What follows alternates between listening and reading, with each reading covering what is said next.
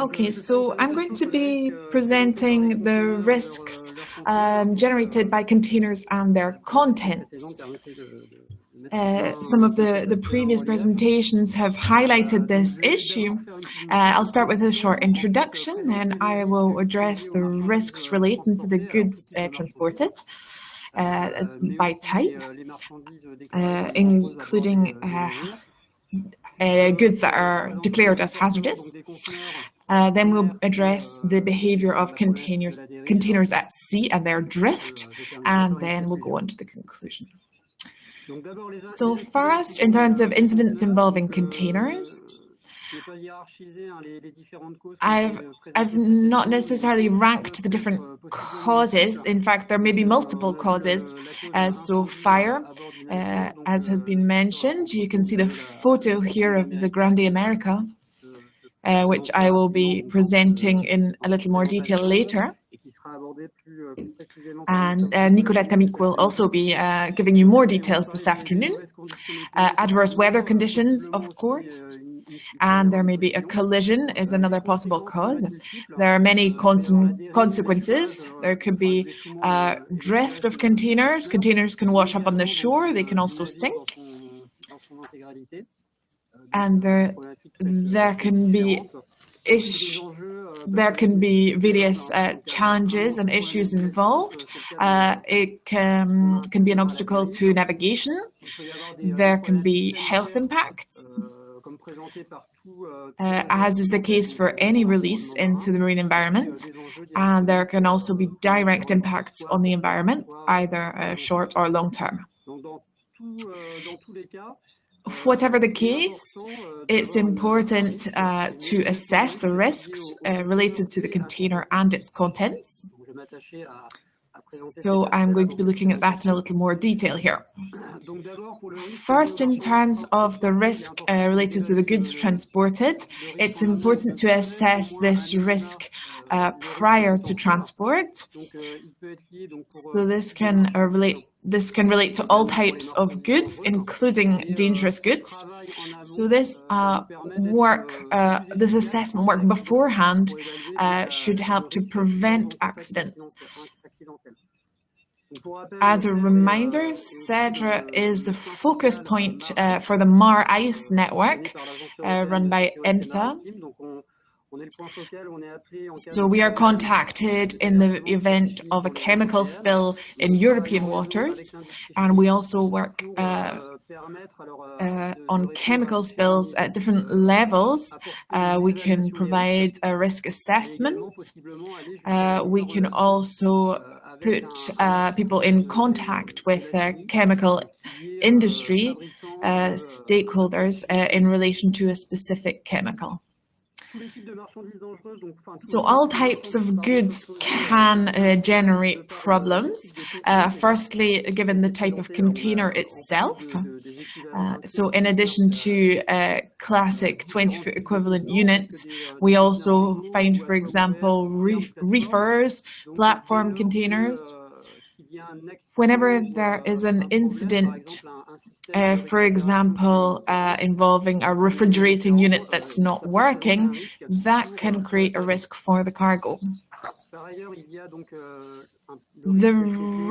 There's also the risk related to the goods themselves. So that can be extremely varied. These goods can be raw materials or all the way up to finished products with a very high added value. So organic materials such as foodstuffs can create difficulties, for example, through anaerobic degradation, by creating sulfates in the marine environment. So that can raise problems for the marine environment itself, but also for operators. The type of loading is important. As mentioned earlier, poor loading can create problems. So poor packing within a container can accelerate deterioration. There can also be deterioration of the container itself, of its structure. Here you can see some examples of poor loading. Thank you to CMA CGM for these photos. On the left, you can see containers that have not been correctly loaded, and on the right you can see one of the consequences that can have of poor loading. Here you can see the collapse of a container, and this can raise issues during navigation, of course. So the code of practice for the CTU code will provide answers to these issues. So the risk for goods can be resolved by fumigation. So it's the introduction of gases to eliminate insects or rodents, for example. So this concerns 20% of containers, and 0.1% of containers can represent an immediate risk. So there are several steps in this process. The gas is introduced, or there can be a system that generates the gas inside the container. Then there is a control that measures the quantity of gas within the container. These operations can be implemented prior to loading, or there can be a container that's being fumigated during the transport. In this case, there's a pictogram on the container, and it must be classed within dangerous goods. Unfortunately, that's not always the case. All containers that are able to carry normal, in inverted commas, goods may be used for this. Then there are containers that may be likely to emit toxic gases. For example, furniture that's manufactured in China, they might release CMR substances, so carcinogenic, mutagenic, and reprotoxic substances. There may be quite low emissions, but for containers that are transported over several weeks or even several months can exceed this toxicity thresholds. The assessment of risks for dangerous goods,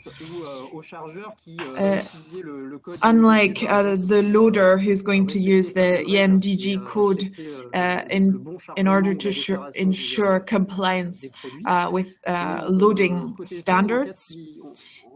In the event of an accident, we use the opposite approach. So we'll try to obtain the ship's manifest in a format that can be easily interpreted. In fact, very specialized software is used for this. So we try to get a document that can be readily exploited. Quite often we get it in PDF format. So it's going to have hundreds or even thousands of products listed. Secondly, we will also seek to obtain as quickly as possible the bill of lading. In this bill of lading, we will have more precise information on the goods as well as their weights, and also on the type of goods transported. Then we will extract the relevant information according to the situation in hand and sort this information. So to give you an illustration, let's have a look at the Grande America incident that occurred in 2019. This is one line of the cargo manifest for this vessel. There are various pieces of information that are interesting. Here we have the EMDG name. This is only relevant to dangerous goods, of course. There's also the danger class, the hazard class, for which we'll have the pictogram on the outside of the container. We'll also have the UN number and the indication that it's a marine pollutant if this is the case.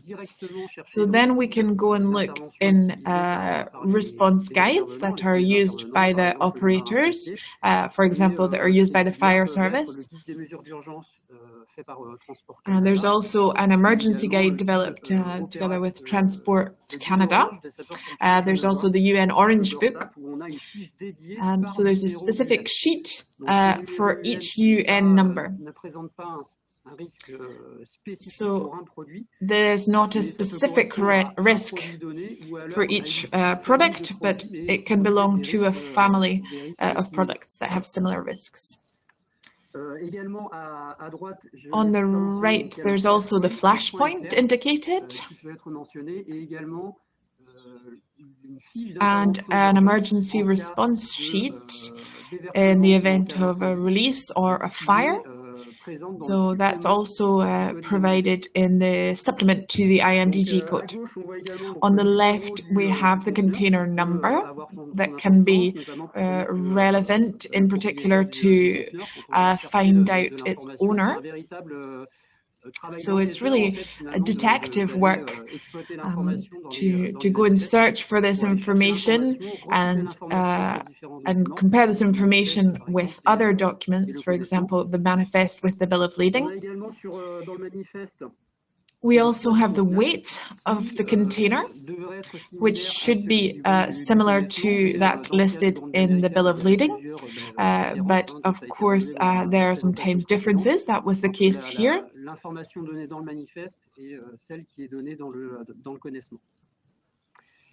We also have the packing group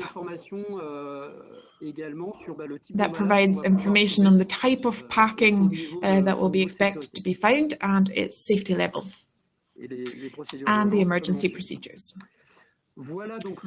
So once we've obtained this information, we put it in an Excel table. So this is one example of a summary table that was produced for the Grande America and given to the maritime authorities to help them to respond to the situation effectively. On the left, you have the product names, then you have the total estimated quantity, and you have the position on board. Here the vessel had sunk. So there was the risk that the container, so a container may rise to the surface. So it's important to know what was in each container and where each container was located. So this was quite a large job. In this case, there were only, in inverted commas, 365 containers, of which 45 contained dangerous goods. This work was implemented jointly together with the French Navy laboratory LASEM, as well as with the naval firefighters, together with Cedre, working together to class the containers according to their risk.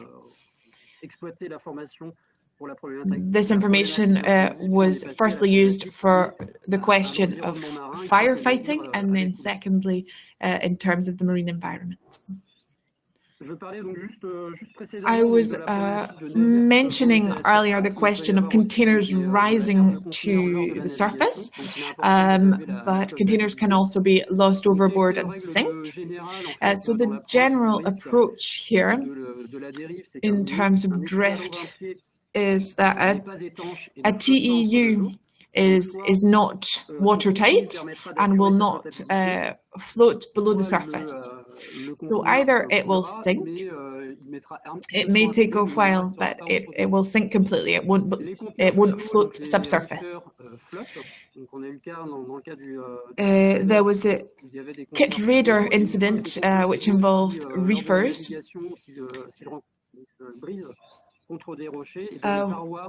When the vessel struck rocks, and so the reefers were released. Tank containers are not watertight either. Oh, sorry, tank containers are watertight in this case. We can find empty containers,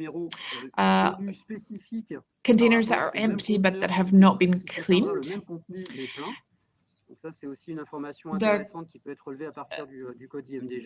And there are containers that are full with a product that may be of variable density. So in this case, we will use the Archimedes principle to calculate the density. Once we have this information, this information can be obtained also by observation, a direct observation of the containers that are drifting at sea. So the notification of a container that's lost overboard can come from various sources.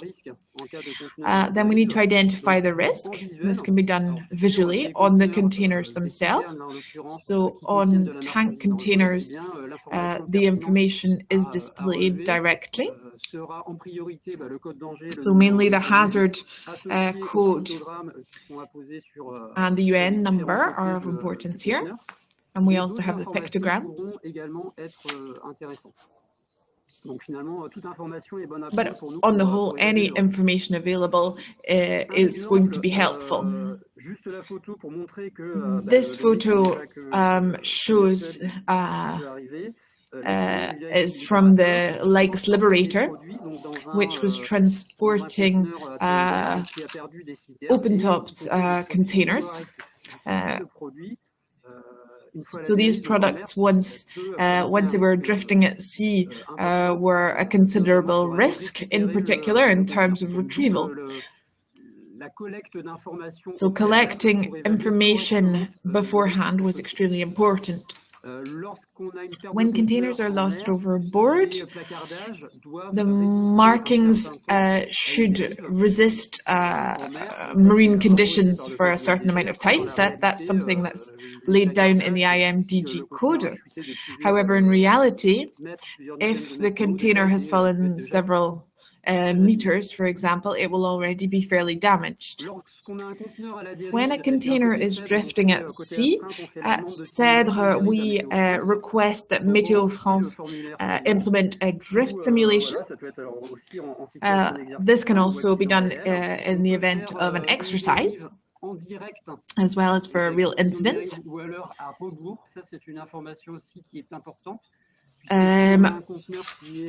We can backtrack. We can run a backtrack simulation. That will allow us to retrace its route in order to determine which vessel lost a container, if the container is found, before identifying the ship.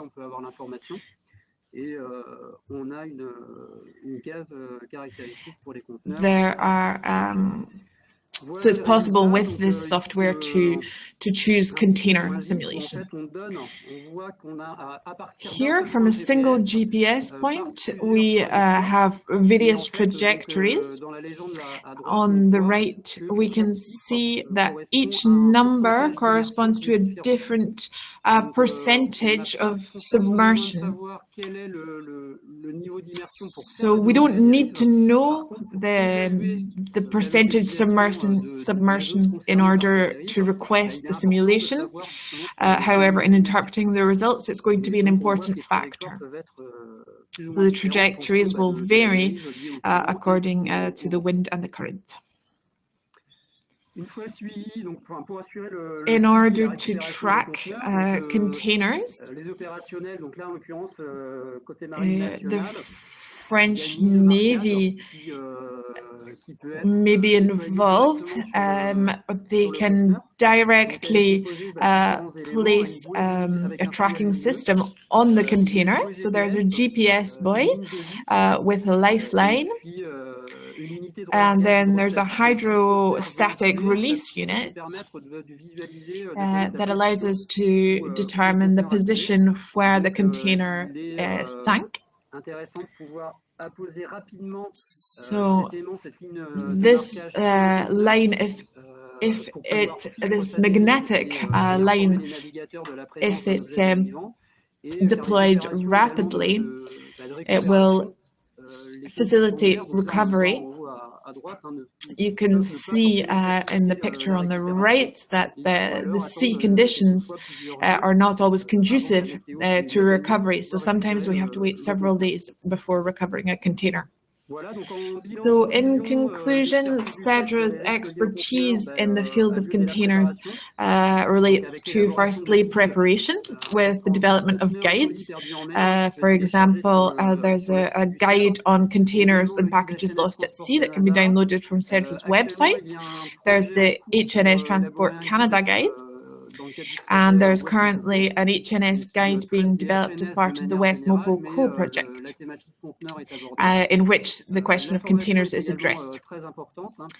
Training is a very important part of our work, working with decision makers, and also preparing and participating in exercises. We work with the different maritime authorities. That's a very interesting and important part of our work. In terms of incidents, we're part of various networks, in particular EMSA's MAR-ICE network. We work with incident command centers, working together with the French maritime authorities, the French Navy Anti-Pollution Center, CEPOL, the naval firefighters, and the French Navy Laboratory, LASEM. Following an incident, we perform archiving and feedback, as well as environmental monitoring. Thank you for your attention.